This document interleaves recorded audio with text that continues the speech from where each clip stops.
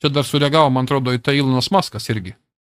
Akademija ir kai kurios ekspertų grupės yra kilmė šito ekstinkcinio arba, šitų išnykiminių proto virusų visų. Žalias proto virusas, raudonas proto virusas. Visų šitų prūsiškų proto virusų kilmė yra ekspertų grupės ir akademija sušikta.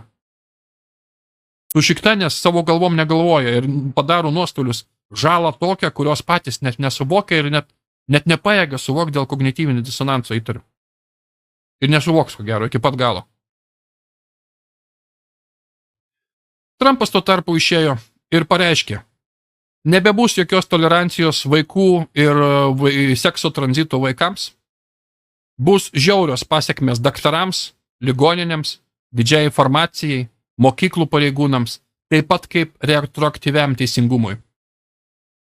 Transvestitų laikas baigėsi, vaikų toliau niekas nežalos. Viskas.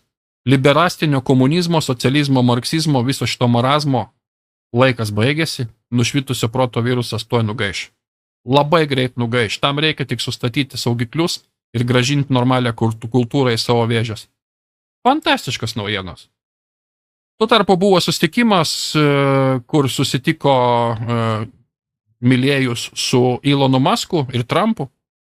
Teisingiau, bus susitikimas sekančią savaitę, čia pranešta šiandien vakar. Sekančią savaitę bus susitikimas šitos visos komandos. Bus be galo įdomu stebėti. Labai šaunu, kad šitokie žmonės vienijasi, kad šita politika įgauna pagreitį, kad Europa tame taip pat bando dalyvauti, ne tik Amerikos, reiškia, šitam judėjime Orbanas ir visa kompanija dešiniųjų. Tai yra super fantastiškas naujienos. Super fantastiškas. Vadinasi, mes turim nors mažiuką šansą mūsų išgelbėti vakarų civilizaciją, kuri tikrai nenusipelnė mirti. Kad ir ką kokie marazmatikai ir idiotai nuplyšę sakytų, jie nenusipelnė mirties, jie reikia rekonstruoti, bet ir mirties tikrai nenusipelnė. Paprasti žmonės vakaruose yra tokie pat geri, kaip ir visi paprasti žmonės bet kur kitur. Kavėras Milėjus pasakė apie Iloną Maską. Donaldas Trumpas pats įtraukė Iloną Maską į savo komandą tam, kad replikuoti pjūklo grandininio modelį.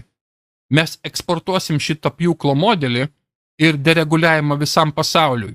Mes keičiame pasaulį ir mes darome pasaulį laisvesniu. Taip, kad patinka ar nepatinka, mes einam link naujo pasaulio, link naujos pasaulio tvarkos, kur vyriausybės reguliavimas mažės, teisių daugės, mokesčių mažės, karų mažės, visur bus gerbiama jėga, bus laikomasi pagarbaus atstumo, nebrukimo principų, neintervencinių principų, nesubversinių principų. Aš manau, kad ateitis bus graži. Po šitų visų sukretimų, ką mes pergyvenom ir dar čia teks pergyventi šiek tiek. Trumpas pareiškė, kad vienas iš pačių didžiausių tikslų skubiausiai yra užtikrinti nugalėti klimato isteriją. Radikalūs kairieji gazdina dėl klimato ir ateities, naikina Amerikos ekonomiką, silpna mūsų visuomenę ir naikina mūsų vidutinę klasę, tai iš tiesų mus žeidžia. Mes turime nugalėti klimato šitos suokalbininkus visiems laikams. Mėlėjai, CBDC nebus, Trumpas pasakė, prie manęs nebus jokio CBDC, klimato kaitai šakės, nušvitusiam proto virusui šakės, transvestitam vaikams šakės, LGBT visiems šitiem propagandom šakės, centriniam bankui šakės, išpūstai valdžiai šakės. Ir man dar kažkas aiškina, kad čia yra antikristas rimtai. Na, pasiūlysiu išsitrinkti savo galvą. Nes visa kita pusė daro visą velnimą, bet antikristas yra čia, jo. Na, tiek to, nesiplėsiu. Pasiūlysiu tik savo galvą išsitrinkti, po visų šitų argumentų. Taip pat Trumpas pareiškė, kad žurnalistai paklausė, ar išslaptinsi tipo 9/11, JFK, Epšteiną. Would you declassify the 9/11 files? Yeah. Would you declassify JFK files? Yeah. I did a lot of it. Would you declassify the Epstein files? Yeah, I would. Would you? Lygiai taip pat bus su Didi failais, lygiai taip pat bus su COVID skiepų failais, lygiai taip pat bus visom kitom nesąmonėm, kurių su JFK nužudymu, su viskom.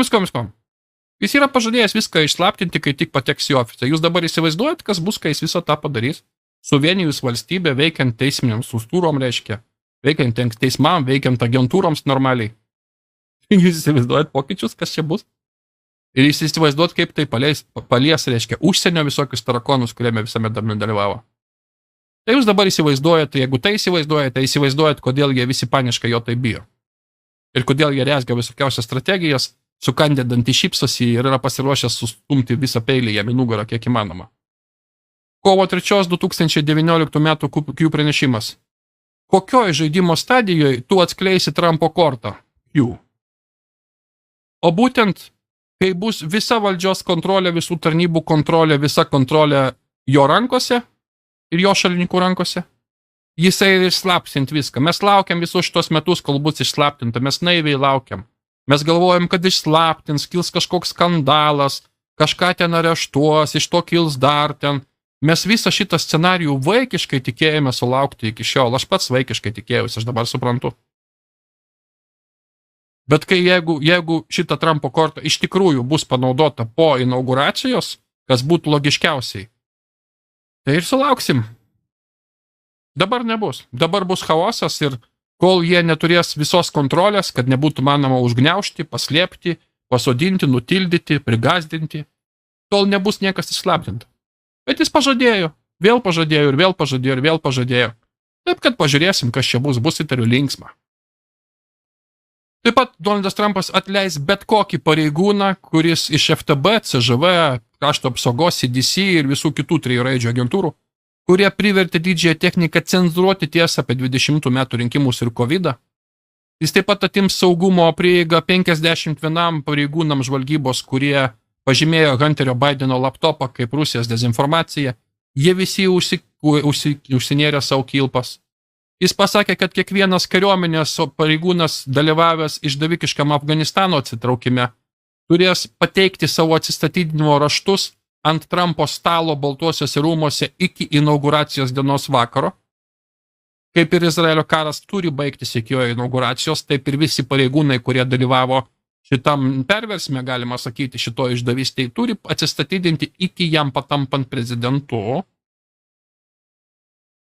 Jis taip pat pasakė, kad jisai atsikratys visų nušvitusių kariuomenės generolų labai greitai ir pasakė, aš žinau, kas jie yra.